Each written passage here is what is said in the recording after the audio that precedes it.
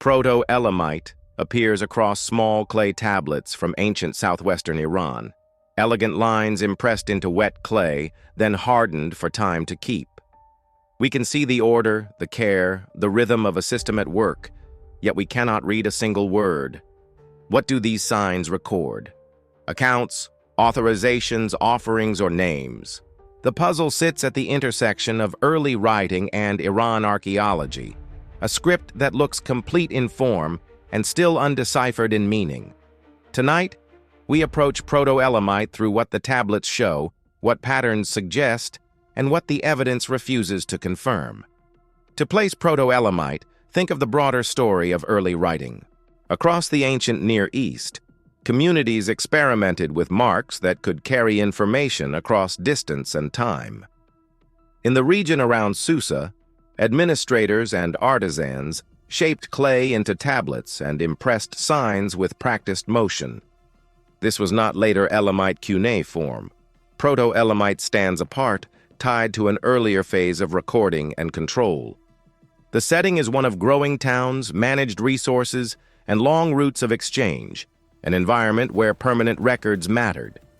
Within this world, scribes created a visual system that captured quantities, categories, and relationships in concise, repeatable ways. Proto-Elamite tablets are compact and purposeful.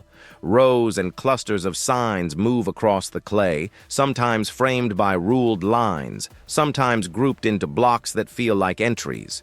Many tablets carry numerical notations and item markers. Others add symbols that hint at people, places, or functions. The material itself tells part of the story. Clay that could be shaped, sealed, and filed, impressions that could be made swiftly and checked later. While later scripts in the region favor wedge-shaped strokes, Proto-Elamite signs are more varied.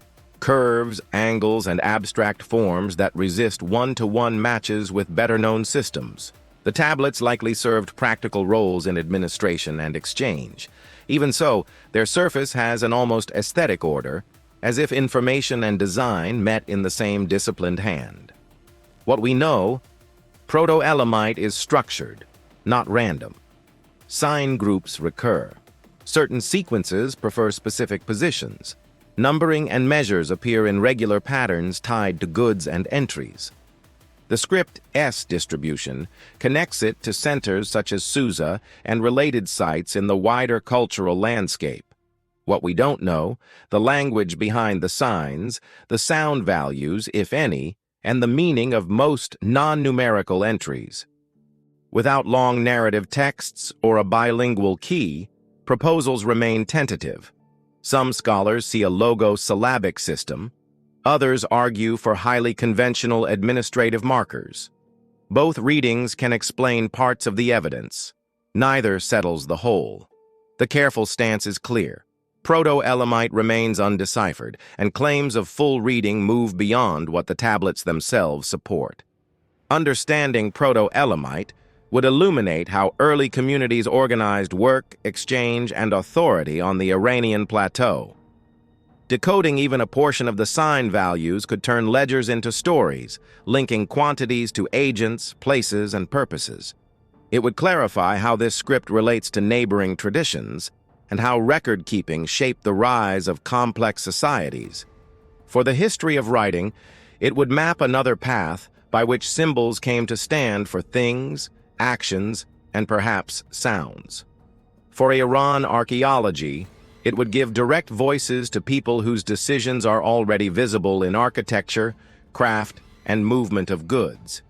For now, Proto-Elamite remains a disciplined script wrapped in silence, order on clay without a readable sentence. What do you think these signs recorded? Rations, roles, or rights? Add your best evidence-minded guess in the comments. If you want more investigations into early writing and ancient civilizations, subscribe to Unfolding Legacy, turn on notifications, and share this episode with someone who loves a good mystery.